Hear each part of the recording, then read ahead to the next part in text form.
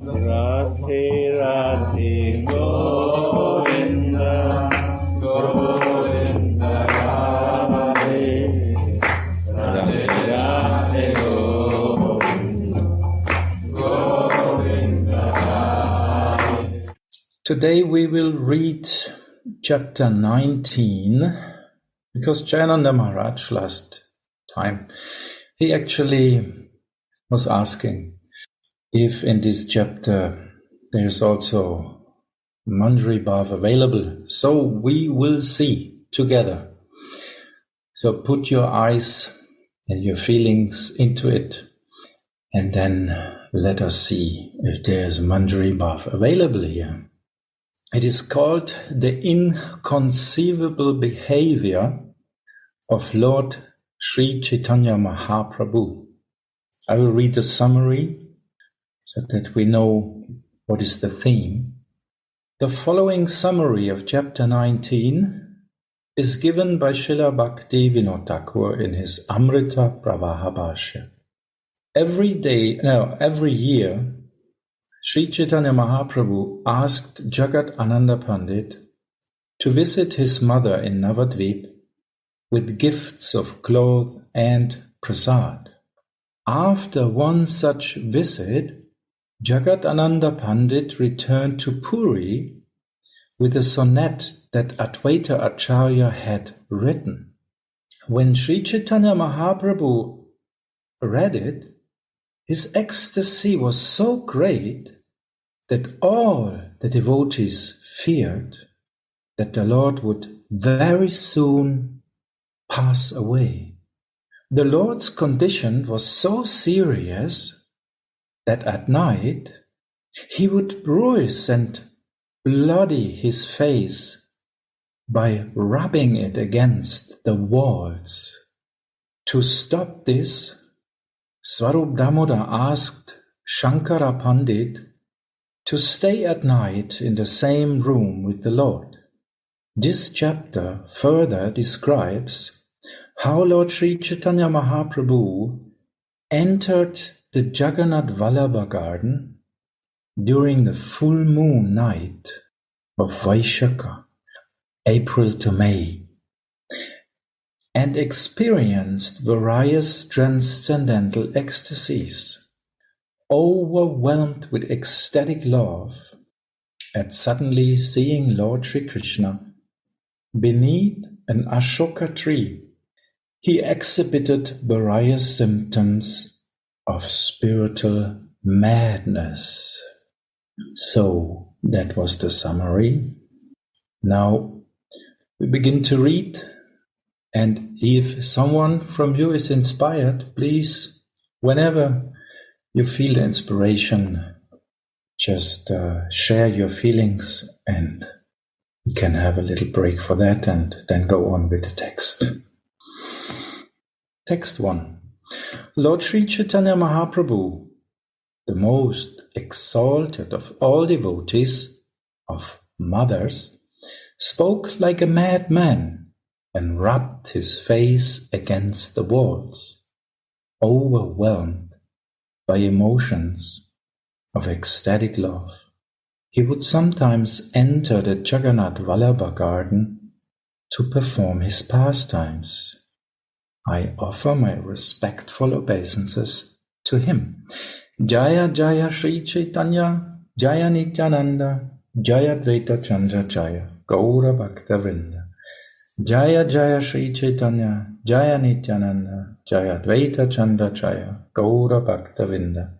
Jaya Jaya Sri Caitanya, Jaya Nityananda, Jaya Advaita Chandra Jaya, Gaura Bhakta Vrinda. All glories to Sri Chaitanya Mahaprabhu. All glories to Lord Nityananda.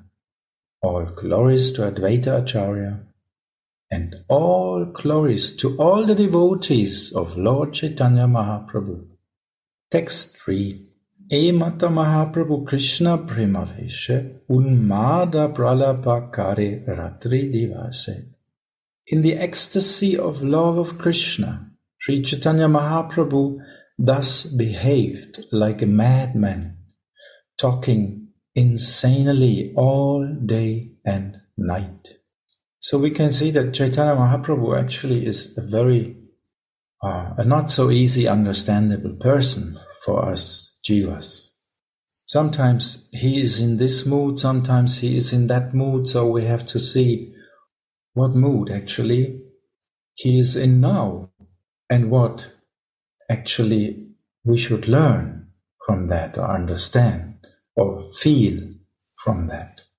Above it said that he is the most exalted devotee in love for mother, most exalted of all devotees of mothers. Why? Because he's behaving like that to his mother. He stays where she said he should stay, although he took sannyas.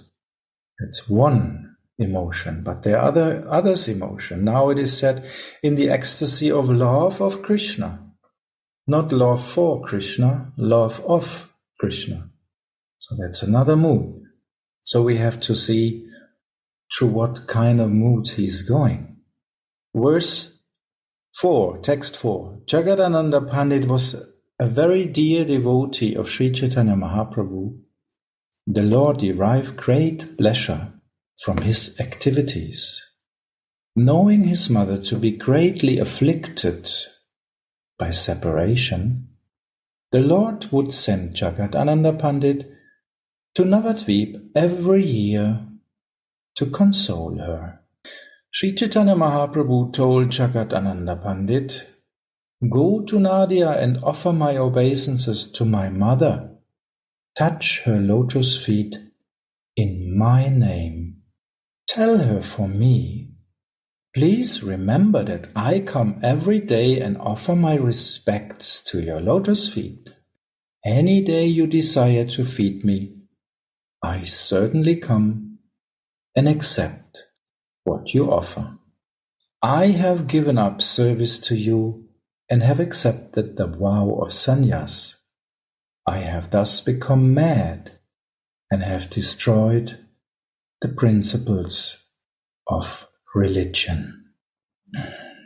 Mother, please do not take this as an offense, for I, your son, am completely dependent upon you. I am staying here at Nilachal, Jagannath Puri, according to your order. As long as I live, I shall not leave this place. Following the order of Paramananda Puri, Sri Chaitanya Mahaprabhu sent his mother the prasad, clothing, left by Lord Jagannath, after his pastimes as a cowherd boy.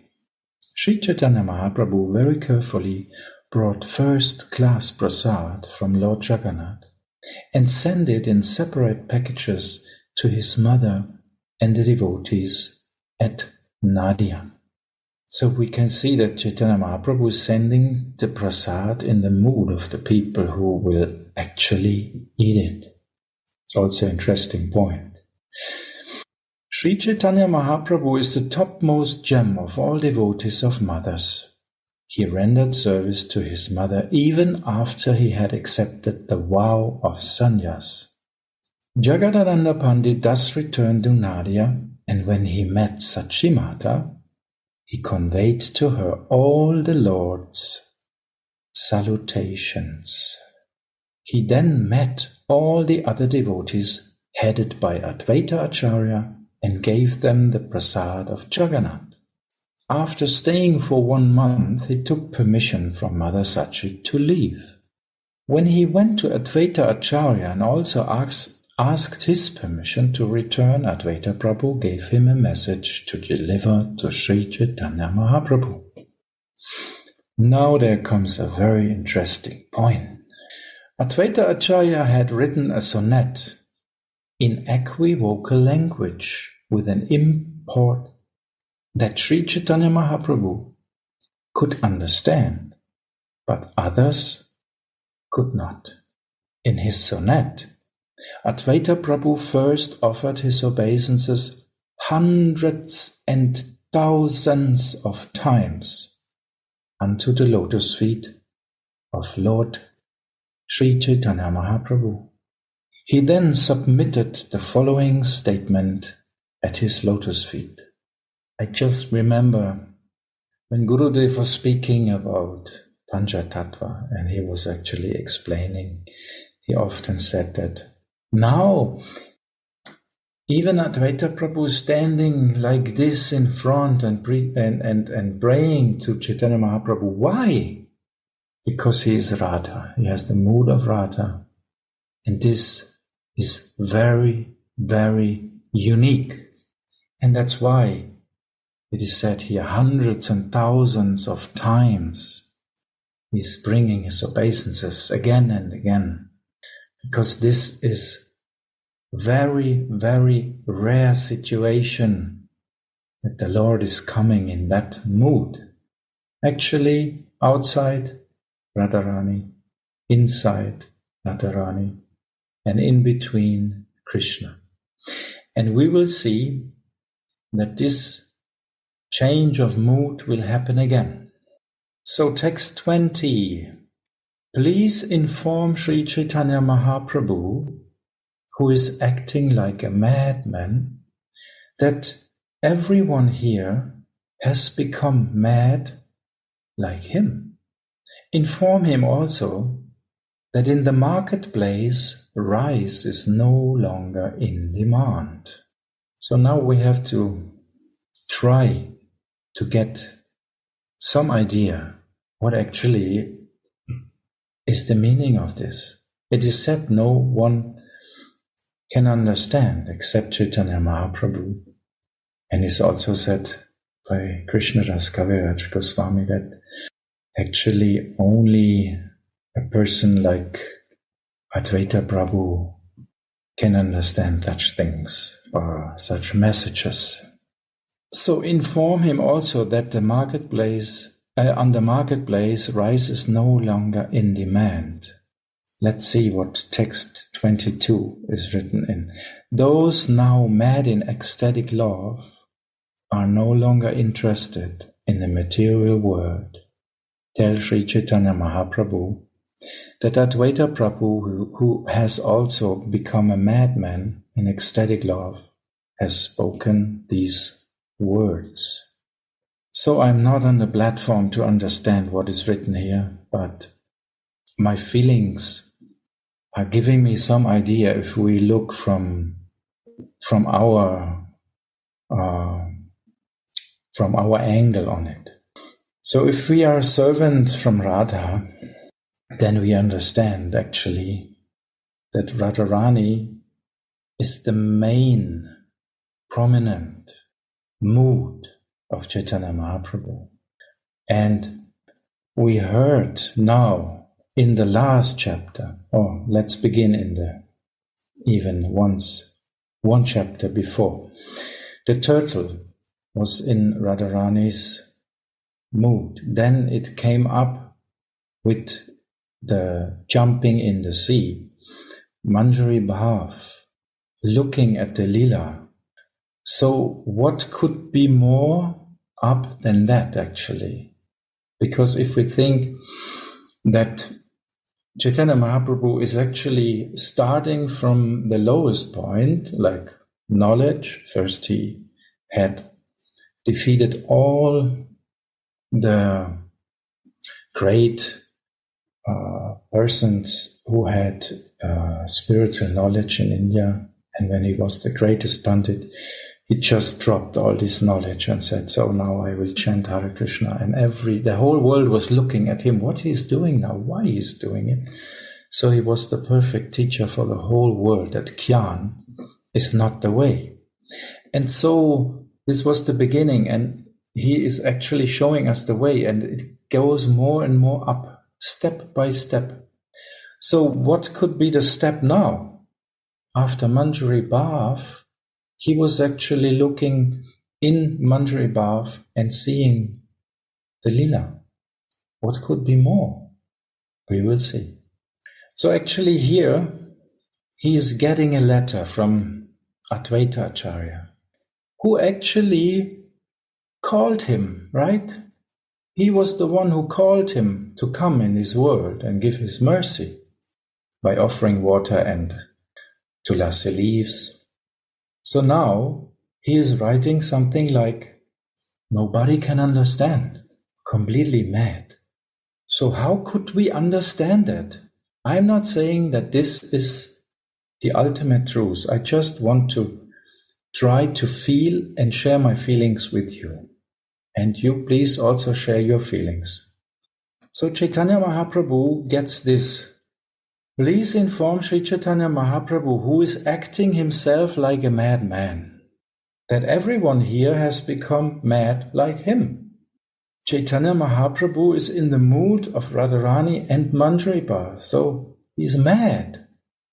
And all others has become mad like him. What does it mean? They are adopting this mood. So they are also completely mad. And what does it mean that on the marketplace rice is no longer in demand? We know in fire yakya we are offering rice, like with swaha, and there's a fire yakya, we offer rice.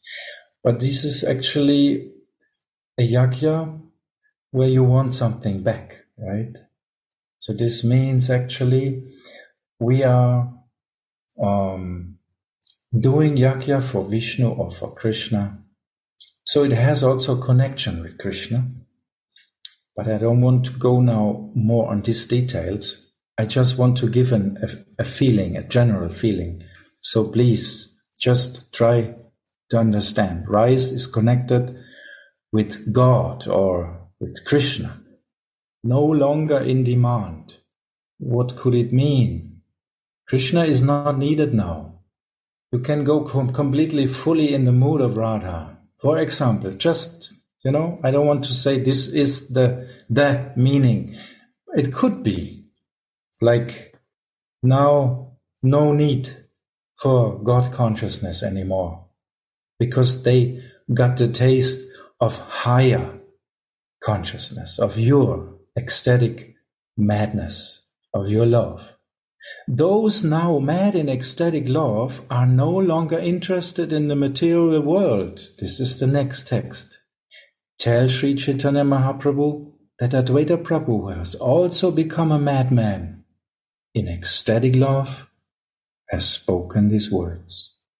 So that means, or could mean, that they are adopting Manjari Bhav.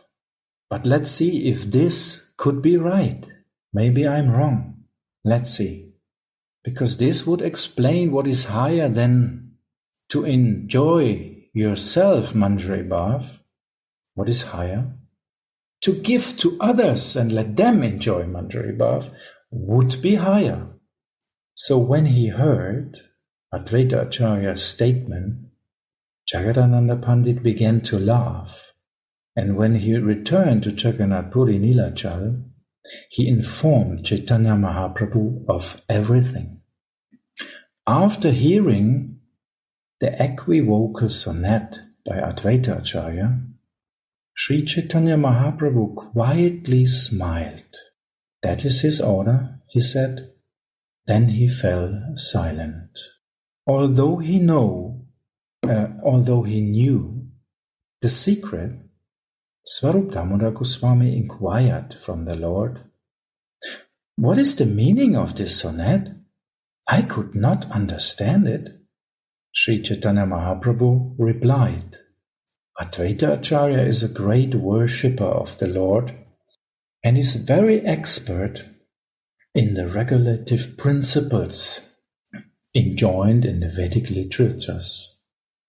Advaita Acharya invites the Lord to come and be worshipped. And to perform the worship, he keeps the deity for some time. After the worship is completed, he sends the deity somewhere else. I do not know the meaning of this sonnet, nor do I know what is in Advaita Prabhu's mind. Advaita Acharya is a great mystic. No one can understand him. He is expert in writing sonnets that even I myself cannot understand. Hearing this, all the devotees were astonished, especially Swarup Damodar, who became somewhat morose. If we look from the angle, Swarup Damodar, who is Swarup Damodar in the Krishna Lila, and why he becomes a little bit morose? Could it mean that Krishna is leaving now and Radharani is taking over the scene? Krishna is already going back? Maybe you can help me. From that day on, Sri Caitanya Mahaprabhu's emotional state changed markedly. His feelings of separation from Krishna doubled in intensity.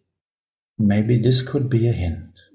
From that day on, Sri Caitanya Mahaprabhu's emotional state changed markedly.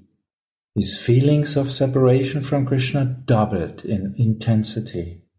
His feelings of separation in ecstasy of Srimati Radharani increased at every moment.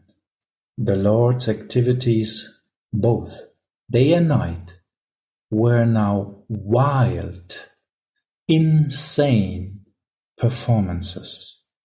Suddenly, there awoke within Sri Caitanya Mahaprabhu the scene of Lord Krishna's departure to Mathura, and he began exhibiting the symptom of ecstatic madness known as Udgurna. So if we see this, we could imagine that Krishna was leaving and Radharani is going mad now.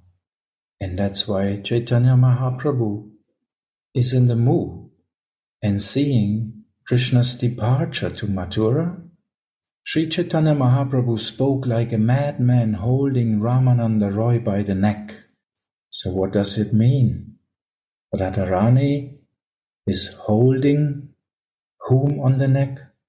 Ramananda Roy is Vishaka. But now maybe in a other mood, who knows? You have to go in, you have to dive in with your feelings and see. And he questions Swarup Damodar, thinking him to be his gopi friend. Just as Srimati Radharani inquired from her personal friend Vishaka, Sri Caitanya Mahaprabhu, reading that very verse, began speaking like a madman. My dear friend, where is Krishna? Who is like the moon rising from the ocean of Maharaj Nanda's dynasty? Where is Krishna, his head decorated with a peacock feather? Where is he? Where is Krishna, whose flute produces such a deep sound? Oh, where is Krishna, whose bodily luster is like the luster of the blue intranila jewel? Where is Krishna, who is expert in rasa dancing? Oh, where is he who can save my life? Kindly tell me where to find Krishna, the treasure of my life and the best of my friends. Feeling separation from him, I hereby condemn Providence, the shaper of my destiny. So this is the prayer of Radharani, who is spoken here by Caitanya Mahaprabhu. The verse is found in Lalita Madhava 3:25 from Srila Rupa Goswami. Text 36. The family of Maharaj Nanda is just like an ocean of milk, wherein Lord Krishna has arisen like the full moon to illuminate the entire universe. The eyes of the residents of Braj are like chakora birds that continuously drink the nectar of his bodily luster and thus live peacefully. My dear friend, where is Krishna? Kindly let me see him.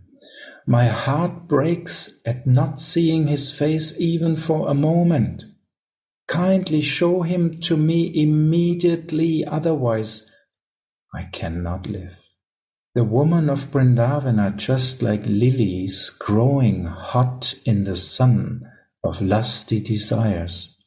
But moonlight Krishna makes them all jubilant by bestowing upon them the nectar of his hands.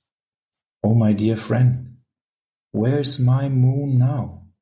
Save my life by showing him to me. It, like a rainbow upon a new cloud. Where are those yellow garments shining like lightning? And where's that necklace of pearls that resemble flocks of ducks flying in the sky? The blackish body of Krishna triumphs over the new blackish rain cloud. Triumphs over the new blackish rain cloud. If a person's eyes even once capture that beautiful body of Krishna's, it remains always prominent within his heart. Krishna's body resembles the sap of the mango tree, for when it enters the minds of woman, it will not come out despite great endeavor. Thus, Krishna's extraordinary body is like a thorn of the seya berry tree. So Radharani is longing for Krishna. And if we see it from the point of view of a Manjari, then we will feel with her what she's speaking about Krishna. We try to help her. We try to pacify her. We try to help her to meet him. Or if this is not possible, then we will sing for her about the glories of Krishna, and we will try to pacify her. You may also look from other directions on it, but this is our view. So we hear that our Swamini is suffering because Krishna has gone. She cannot see him. And she's suffering, and she's talking about him like mad. Krishna's bodily luster shines like the Intranila gem and surpasses the luster of the Tamala tree. The luster of his body drives the entire world mad because Providence has made it transparent by refining the essence of the mellow of conjugal love and mixing it with moonshine. The deep vibration of Krishna's flute surpasses the thundering of new clouds and attracts the oral reception of the entire world. Thus, the inhabitants of Vrindavan rise and pursue that sound, drinking the showering nectar of Krishna's bodily luster like thirsty Chataka birds. How much Radharani is longing for him. Krishna is the reservoir of art and culture, and he is the panacea? I don't know. That saves my life. Oh, my dear friend, since I live without him, who is the best among my friends, I condemn the duration of my life. I think that Providence has cheated me in many ways. Why does Providence continue the life of one who does not wish to live? This thought aroused anger and lamentation. Sri Caitanya Mahaprabhu then read a verse from Srimad Bhagavatam that chastises Providence and makes accusation against Krishna. O Providence, you have no mercy. You bring embodied souls together through friendship and affection, but before their desires are fulfilled, you separate them. Your activities are like the foolish pranks of children. Providence, you don't know the purport of loving affairs, and therefore you baffle all our endeavors. This is very childish of you. If we could catch you, we would give you such a lesson that you would never again make such arrangements. O cruel Providence, you are very unkind, for you bring together in love people who are rarely in touch with each other. Then, after you have made them meet, but before they are fulfilled, you again spread them far apart. O Providence, you are so unkind. You reveal the beautiful face of Krishna and make the mind and eyes greedy, but after they have drunk the nectar for only a moment, you whisk Krishna away to another place. This is a great sin, because you thus take away what you have given as charity. O misbehaved Providence, if you reply to us, Akrura is actually at fault, why are you angry with me? Then I say to you, Providence, you have taken the form of Akrura and have stolen Krishna away. No one else would behave like this. But this is the fault of my own destiny. Why should I needlessly accuse you? There is no intimate relationship between you and me. Krishna, however, is my life and soul. It is we who live together, and it is he who has become so cruel. He for whom I have left everything is personally killing me with his own hands. Krishna has no fear of killing women. Indeed, I am dying for him, but he doesn't even turn back to look at me. Within a moment, he has broken off our loving affairs. So this could be a link that actually Krishna has gone already back. He for whom I have left everything and came here, Radharani, came here with him.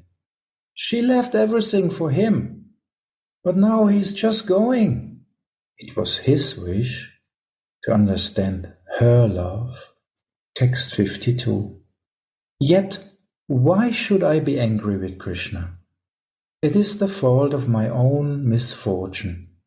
The fruit of my sinful activities has ripened, and therefore, Krishna, who has always been dependent on my love, is now indifferent. This means that my misfortune is very strong. In this way, Sri Caitanya Mahaprabhu lamented in the mood of separation. Alas, alas, O Krishna, where have you gone? Feeling in his heart the ecstatic emotions of the gopis, Sri Caitanya Mahaprabhu agonized in their words, saying, O Govinda, O Damoda, O Mahadava. Swarup Damoda and Ramananda Roy then devised various means to pacify the Lord.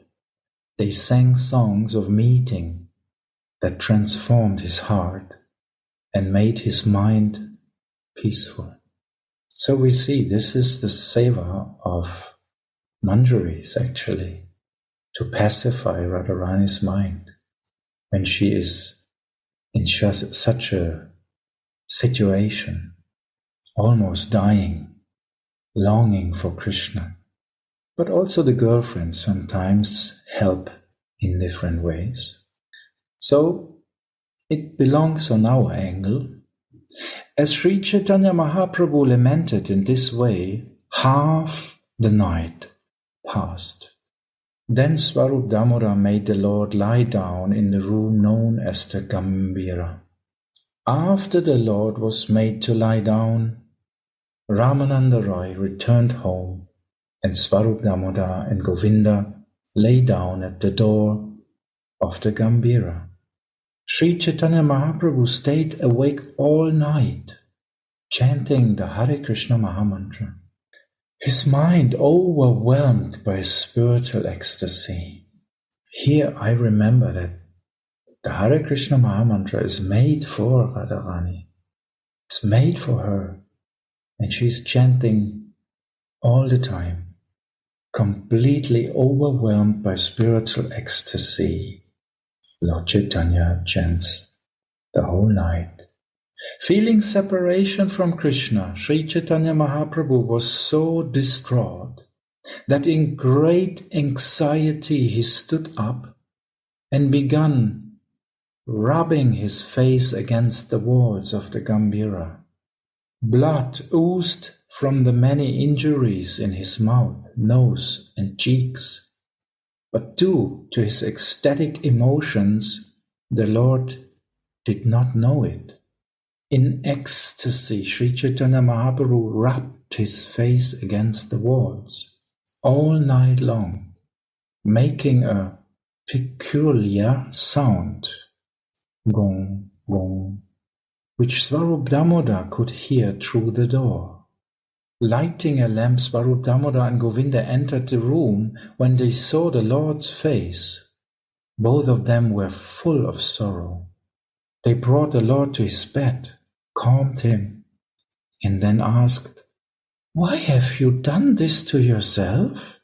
Sri Chaitanya Mahaprabhu replied, "I was in such anxiety that I could not stay in the room. I wanted to go out, and therefore I wandered about the room, looking for the door. Unable to find the door, I kept hitting the four walls with my face. My face was injured, and it bled, but I still could not get out. In this state of madness, Sri Chaitanya Mahaprabhu's mind was unsteady. Whatever he said or did was all symptomatic of madness. Sometimes we hear that Radharani is even more mad when Krishna is not there, and she feels even more ecstasy because she feels him more when he's not there bodily. So, if he's not in the presence. Swarup Damoda was very anxious, but then he had an idea. The following day, he and the other devotees considered it together. After consulting with one another, they entreated Sri Chaitanya Mahaprabhu to allow Shankara Pandit to lie down in the same room with him. Thus Shankara Pandit lay at the feet of Sri Chaitanya Mahaprabhu, and the Lord placed his legs upon Shankara's body. Shankara became celebrated by the name, the pillow of Sri Chaitanya Mahaprabhu. He was like Vidura, as Shukadev Goswami previously described him. Actually, there's a very interesting point about this, because Shankara Pandit, I don't remember the name now, but he was actually a wife of Krishna not in Vrindavan. It was in some other place. I don't remember the name. But anyway, this person is getting now the chance from Sri Chaitanya Mahaprabhu to get the full mercy of Radharani's lotus feet. Because even the wives from Krishna who are living with him in palaces, they pray that they may get the mercy of Radharani's lotus feet. So now here we can see, yes, one person gets the mercy of Chaitanya Mahaprabhu or from Radharani in that form. What actually Chaitanya Mahaprabhu is distributing? The highest selfless love. So what he will give this person? Shankara massaged the legs of Sri Chaitanya Mahaprabhu, but while massaging, he would fall asleep and thus lie down. He would lie asleep without a covering on his body, and Sri Chaitanya Mahaprabhu would get up and wrap him with his own quilt. If you go in this meditation, you will understand what it means actually. Shankara Pandit would always fall asleep, but he would quickly awaken, sit up, and again begin massaging the legs of Sri Chaitanya Mahaprabhu. In this way, he would stay awake the entire night. Out of fear of Shankara, Sri Chaitanya Mahaprabhu could neither leave his room nor rub his lotus-like face against the walls. This pastime of Sri Chaitanya Mahaprabhu has been described very nicely by Raghunadas Goswami in his book known as Gauranga Stava Kalpavriksha.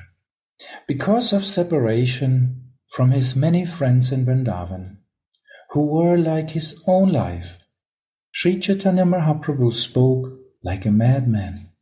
His intelligence was transformed.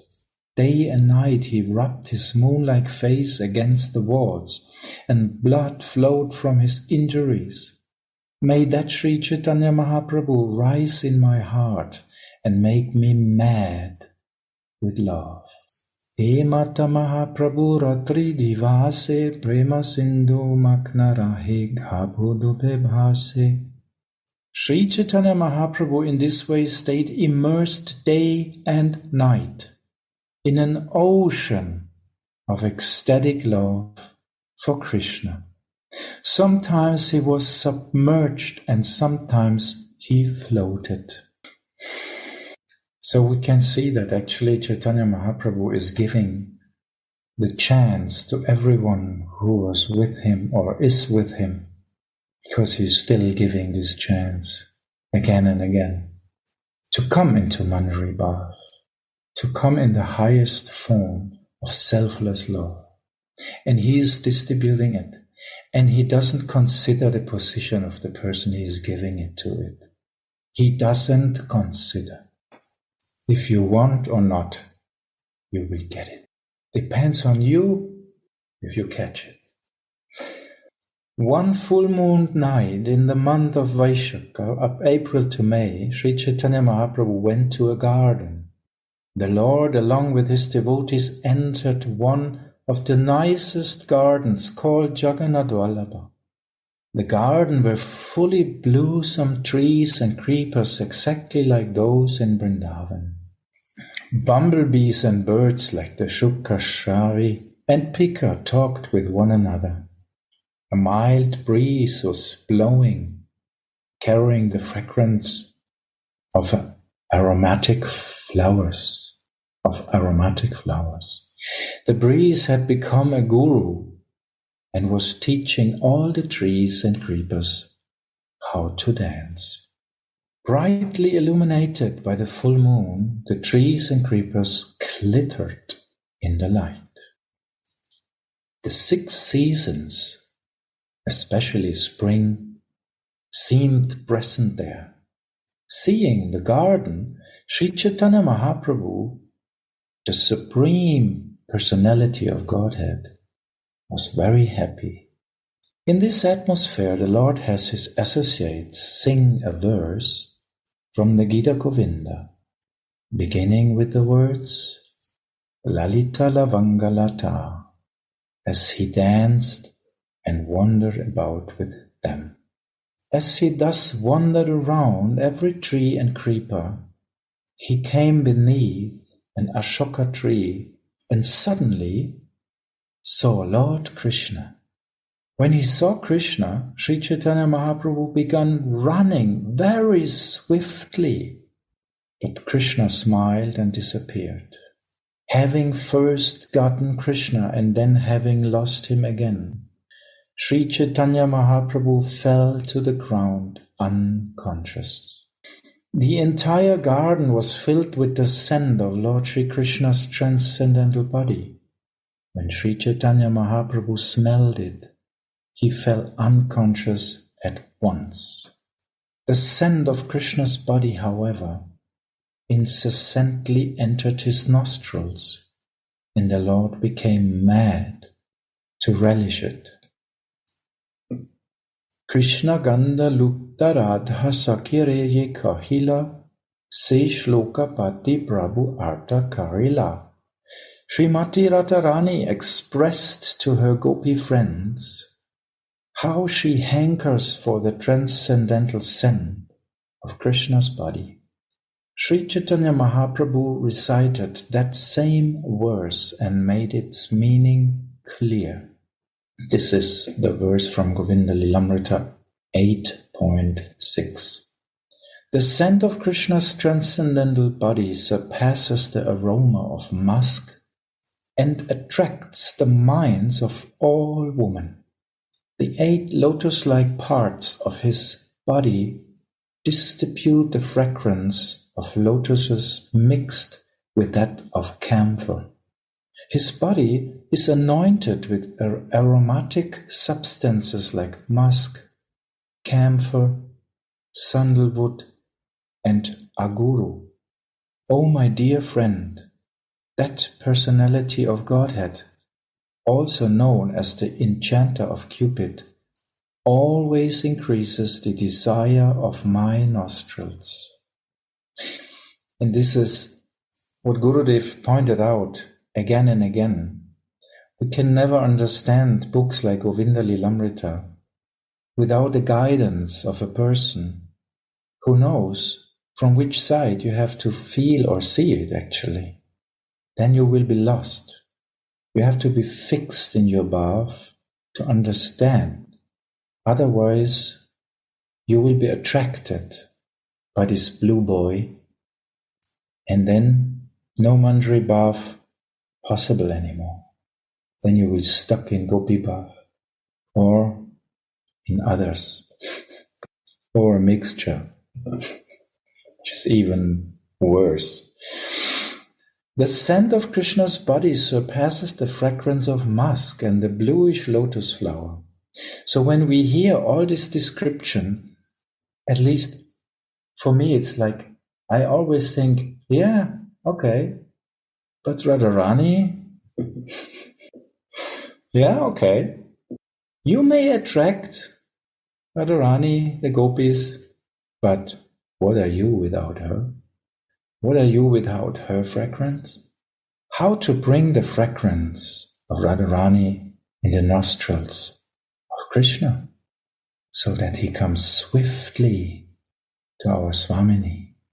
Sakhi Krishna Gandha Chakat Mataya Narirana Sate Pashe Sarvakala Dahan Vaishe Krishna Pashadari Lana Yaya. My dear friend, the scent of Krishna's body enchants the entire world, but the scent of Radha's body enchants even Krishna. No, it's not written here, sorry. It especially enters the nostrils of woman and remains seated there. Thus it captures them and forcibly brings them to Krishna. Krishna's eyes, navel and face, hands and feet are like 8 lotus flowers on his body. From those 8 lotuses emanates a fragrance like a mixture of camphor and lotus. That is the scent associated with his body. When sandalwood pulp with aguru, kumkuma and musk is mixed with camphor and spread on Krishna's body, it combines with Krishna's own original bodily perfume and seems to cover it. So Prabhupada is writing in the purport that these substances, this means the scent of all these substances mixed with the previous scent of Krishna's body steals away the mind of Cupid. But we know who steals the mind of transcendental Cupid. After all, this is why this whole scenery actually is happening. Text number 96. The scent of Krishna's transcendental body is so attractive that it enchants the bodies and minds of all women. It bewilders their nostrils, loosens their belts and hair, and makes them mad women. All the women of the world come under its influence, and therefore the scent of Krishna's body is like a blunderer. Falling completely under his influence, the nostrils yearn for it continuously, although sometimes they obtain it and sometimes not. When they do, they drink their fill. True, they still want more and more, but if they don't, out of thirst, they die. I just remembered when Tulsi Manjari is, waving the whisk, giving wind, cooling wind, in such a way that Radharani's scent is going into Krishna's nostril, and how unsteady he is in this moment. The dramatic actor Madan Mohan has opened a shop of scents that attract the women of the world to be his customers. He delivers the scents freely, but they make the women all so blind they cannot find the path returning home.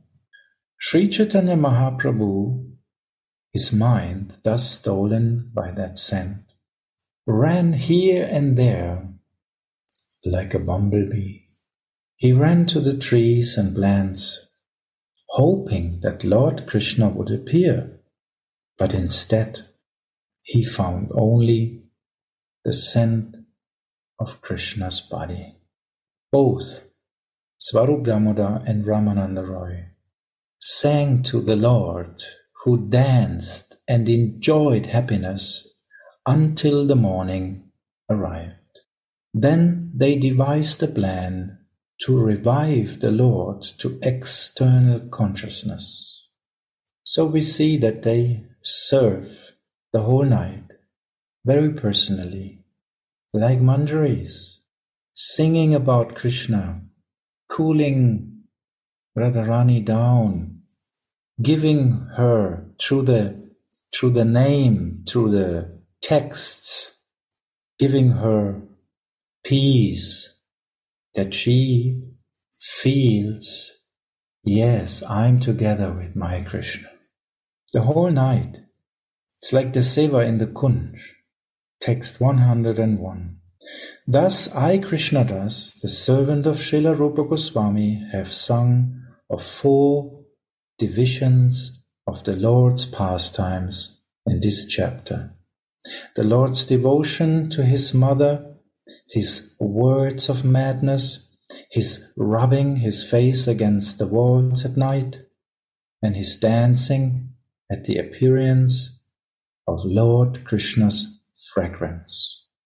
Purport by Srila Prabhupada. Krishnadas Kaviraj Goswami says that he has been able to describe these 4 pastimes of Sri Caitanya Mahaprabhu by the blessings of Srila Rupa Goswami. Krishnadas Kaviraj Goswami was not actually a direct disciple of Srila Rupa Goswami, but he followed the instructions given by Srila Rupa Goswami in Bhakti Ras Amrita Sindhu. He therefore acted according to the directions of Rupa Goswami and prayed in every chapter for his mercy. This is a very interesting point for us also. It's a hint how to get the mercy of these great souls, to always pray to them, always stay in acquaintance. Sri Caitanya Mahaprabhu thus returned to consciousness. He then bathed and went to see Lord Jagannath. The pastimes of Lord Krishna are uncommonly full of transcendental potency. It is a characteristic of such pastimes that they do not fall within the jurisdiction of experimental logic and arguments. So we can understand, we can never get it just by knowledge. When the transcendental love of Krishna awakens in one's heart, even a learned scholar cannot comprehend one's activities. The activities and symptoms of that exalted personality in whose heart love of Godhead has awakened cannot be understood even by the most learned scholar. The activities of Sri Caitanya Mahaprabhu are undoubtedly uncommon, especially his talking like a madman. Therefore, one who hears of these pastimes should not put forward mundane arguments. He should simply hear the pastimes with full faith. The evidence of the truth of these talks is found in Srimad Bhagavat. There, in the section of the 10th canto known as the Brahmara Gita, the song to the bumblebee, Srimati Radharani speaks insanely in ecstatic love for Krishna. So another purport. It's quite long, very, very long. So it's telling about the talks of Srimati Radharani in ecstatic love for Krishna with the bumblebee.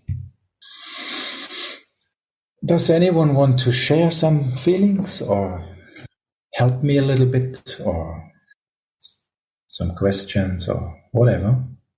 Maybe some comment from Jayananda Maharaj or Gurudev. Is Gurudev here actually? I don't know. Do he has his VLAN connection now?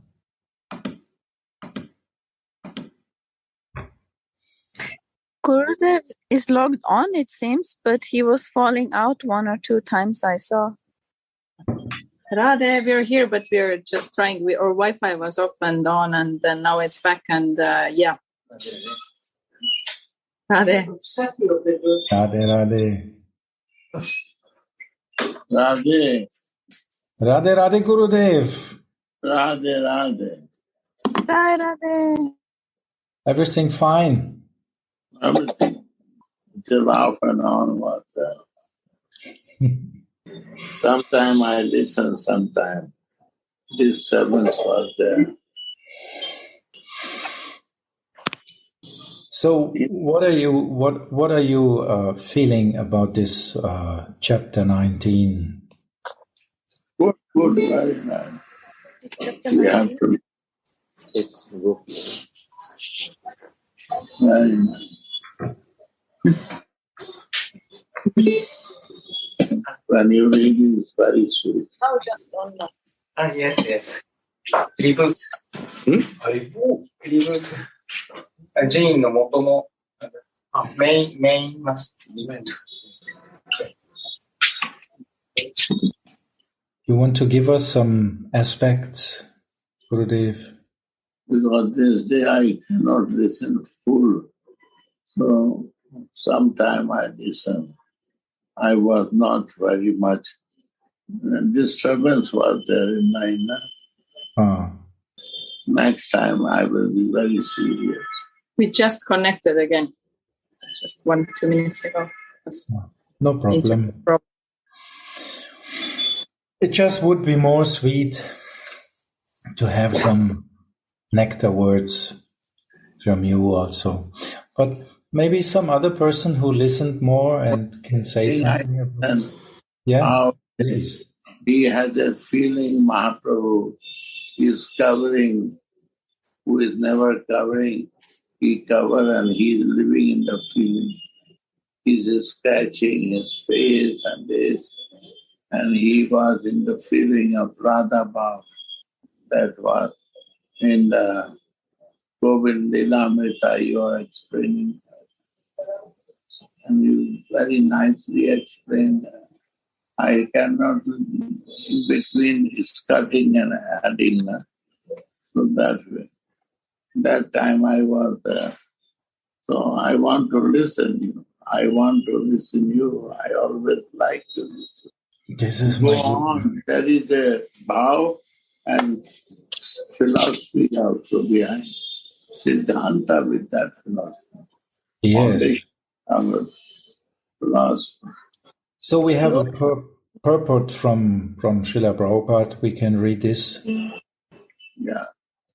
When Uddhava arrived from Mathura, carrying a message for the gopis began talking about Krishna and crying. Then one important gopi saw a bumblebee and began speaking to it like someone mad, thinking that the bee was a messenger of Uddhava's or was someone very dear to him and Krishna. The verses are as follows. Bhagavad Gita 10:47, 12-21. My dear bumblebee, you are a very cunning friend of Uddhava and Krishna. You are very expert in touching people's feet, but I am not going to be misled by this. You appear to have sat on the breasts of one of Krishna's friends, for I see that you have kumkuma dust on your mustache. Krishna is now engaged in flattering all his young girl friends in Mathura. Therefore, now that he can be called a friend of the residents of Mathura, he does not need the help of the residents of Vrindavan. Wow. He has no reason to satisfy us gopis. Since you are the messenger of such a person as he, what is the use of your presence here? Certainly Krishna would be ashamed of your presence in this assembly. How has Krishna offended the gopis so that they want to reject him from their minds? The answer is given as follows. Krishna no longer gives us the enchanting nectar of his lips. Instead, he now gives that nectar to the woman of Mathura. Krishna directly attracts our minds, yet he resembles a bumblebee like you because he gives up the association of a beautiful flower and goes to a flower that is inferior. That is the way Krishna has treated us. I do not know why the goddess of fortune continues to serve his lotus feet instead of leaving them aside. Apparently, she believes in Krishna's false words. We gopis, however, are not unintelligent like Lakshmi. After hearing the bumblebee's sweet songs and recognizing that the bee was singing about Krishna for her satisfaction, the gopi replied, Dear bumblebee, Lord Krishna has no residence here, but we know him as Yadupati, the king of the Yadu dynasty. We know him very well, and therefore we are not interested in hearing any more songs about him. It would be better for you to go sing to those who are now very dear to Krishna. Those women of Mathura have now achieved the opportunity to be embraced by him. They are his beloveds now, and therefore he has relieved the burning in their breasts. If you go there and sing your songs for those fortunate women, they will be very pleased and they will honor you. O collector of honey, Krishna must be very sorry not to see us gopis. Surely he is afflicted by memories of our pastimes. Therefore, he has sent you as a messenger to satisfy us. Do not speak to us. All the women in the 3 worlds were dead as inevitable. The heavenly, middle, and lower planets are very easily available to Krishna because his curved eyebrows are so attractive. Moreover, He is always served very faithfully by the goddess of fortune. In comparison with her, we are most insignificant. Indeed, we are nothing. Yet, although he is very cunning, Krishna is also very charitable. You may inform him that he is praised for his kindness to unfortunate persons, and that he is therefore known as Uttama Shloka, one who is praised by chosen words and verses. You are bussing at my feet just to be forgiven for your past offenses. Kindly go from my feet. I know that Mukunda has taught you to speak very sweet, flattering words like this and to act as his messenger. These are certainly clever tricks, my dear Bumblebee, but I can understand them. This is Krishna's offense. Do not tell Krishna what I have said, although I know that you are very envious. We gopis have given up our husbands, our sons, and all the religious principles that promise better births, and now we have no other business than serving Krishna. Yet, Krishna, by controlling his mind, has easily forgotten us. Therefore, don't speak of him anymore. Let us forget our relationship. When we remember the past words of Krishna, my dear Bumblebee, we are very afraid of him.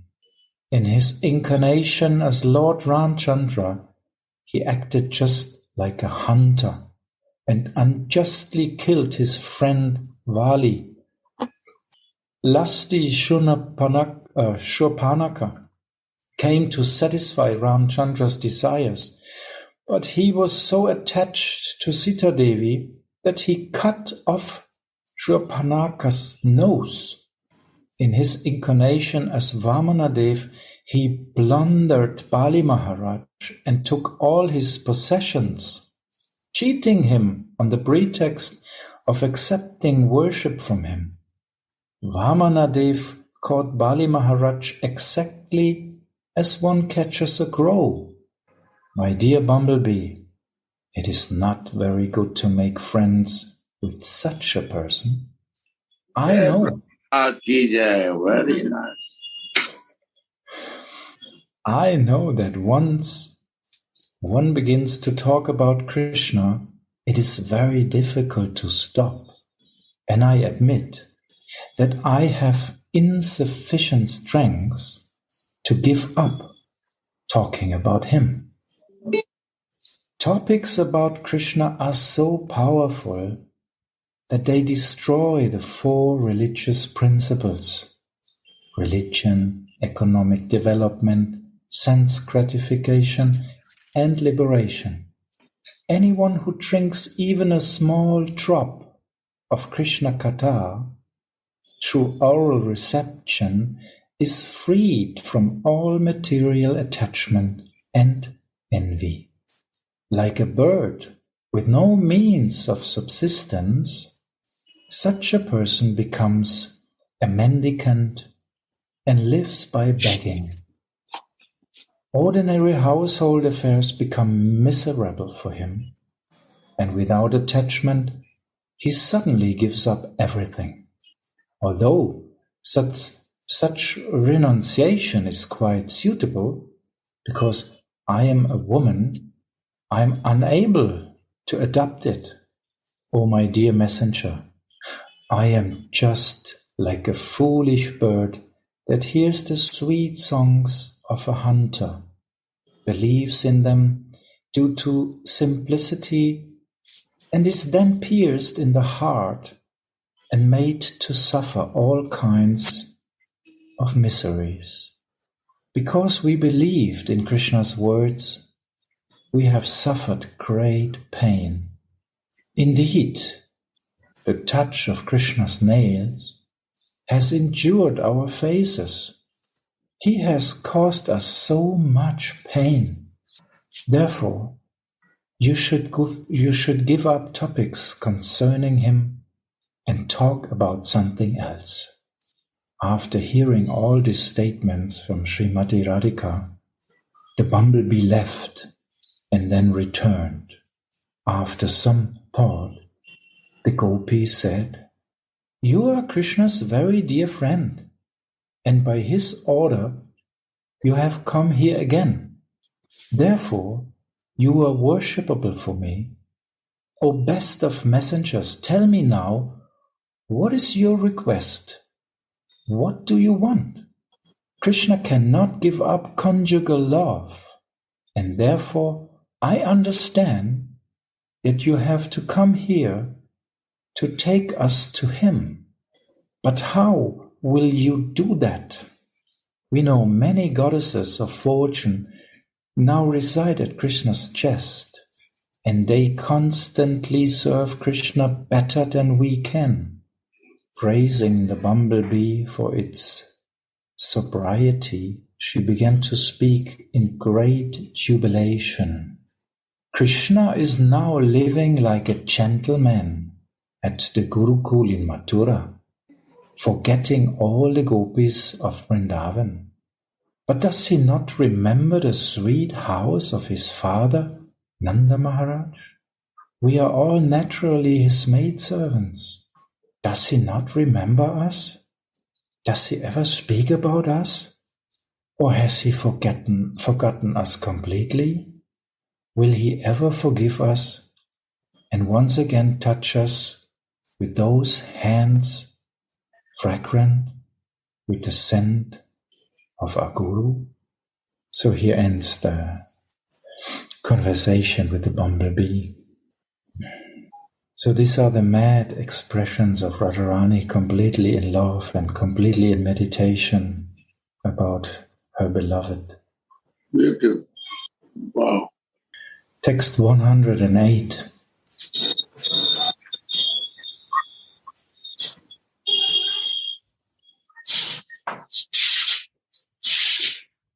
The Song of the Queens at Dwaraka, which are mentioned at the end of the 10th canto of Srimad Bhagavat, have a very special meaning. They are not understood even by the most learned scholars.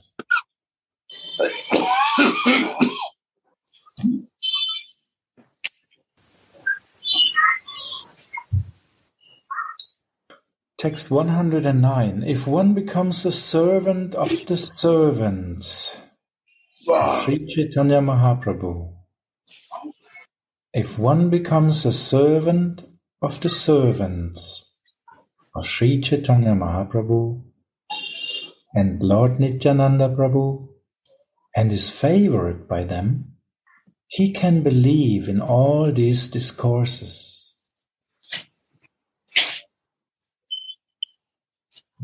Text 110. Shradhakari Shuna Iha Sunite Mahashuka Kandibe Adhyatmikadi Kutakada Dukkha.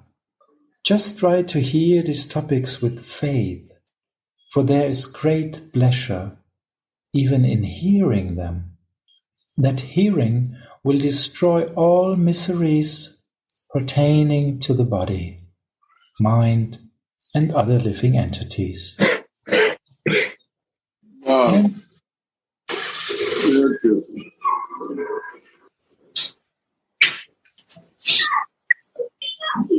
And it will destroy the unhappiness of false arguments as well. So like you say, Gurudev, drink to the ears. Wow. Just try to hear these topics with faith, for there is great pleasure even in hearing them. Yeah. That hearing will destroy all miseries pertaining to the body, mind, and other living entities, and the unhappiness of false arguments as well.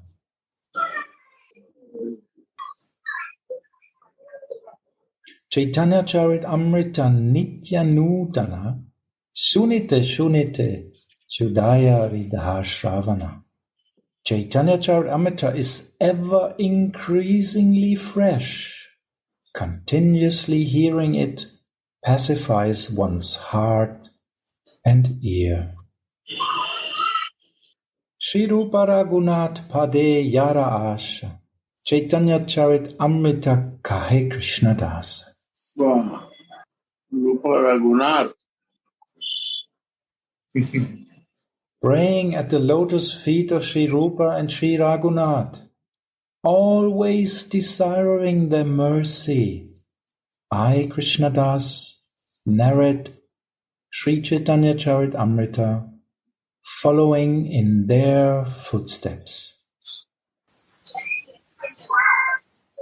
So again and again, Krishnadas Kaviraj Goswami is showing us the right way by offering this prayer.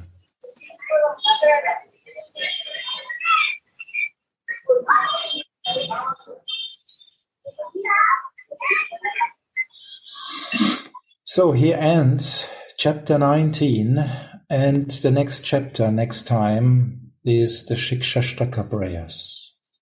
And like I said, it begins with the first step and it's going up and up and up and up and up and up. So chapter 19 was actually higher than chapter 18. How it's possible? Chapter 18 was actually in Manjari Bhav, very clearly. But actually in chapter 19, Chaitanya Mahaprabhu was fully in Radharani's mood, completely in the absence of Krishna, in that mood. Viraha. And he was giving the seva, the Manjari seva, to his seva, to make the service, to remove from Viraha to Swami. Yes. Yeah. So to give this seva of Manjari Bhav is even more high than to be in Manjari Bhav. Diving. And knowing and diving. Yes. Diving deep. How to remove this pain of my soul. So in this way we can see that Manjari Bhav is everywhere actually. Just depends on our view. Gurudev is giving us the eyes to see. Krishna friend Uddhav cannot do that. This heart cannot. He is required to go in the separation, but Manjari makes service. Now service comes from Manjari. So play with the period.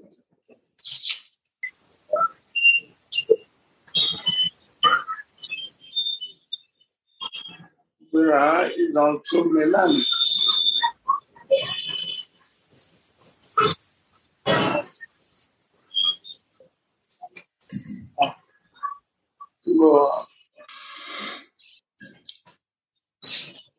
So actually for today,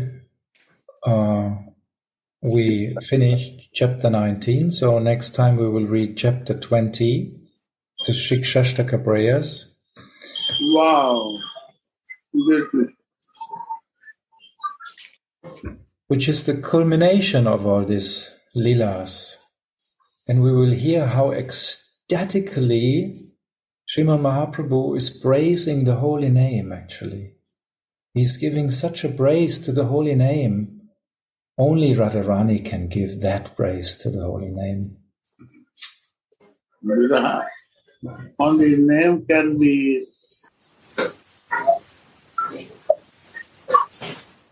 make union in separation.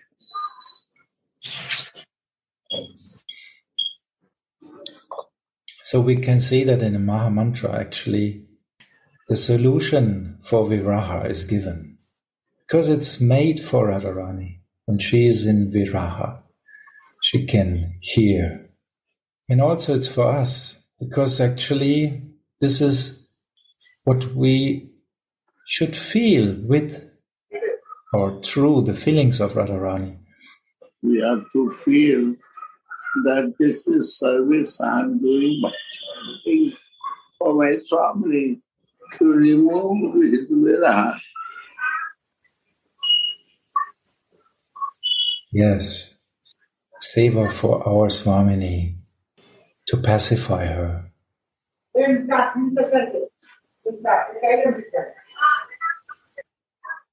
Name and person is no different.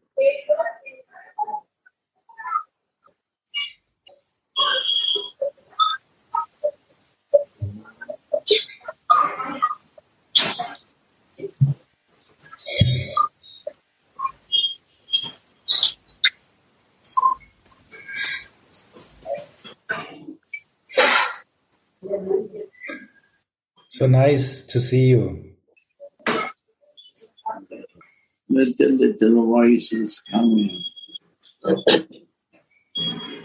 very happy to listen.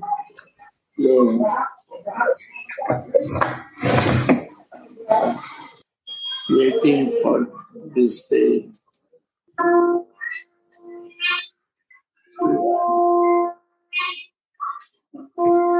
Thank you very much for the mercy of all the Vaishnavas sitting here, and please forgive me if I make any mistakes and correct me by the time. And see you soon. Radhe Radhe. Radhe Radhe Go.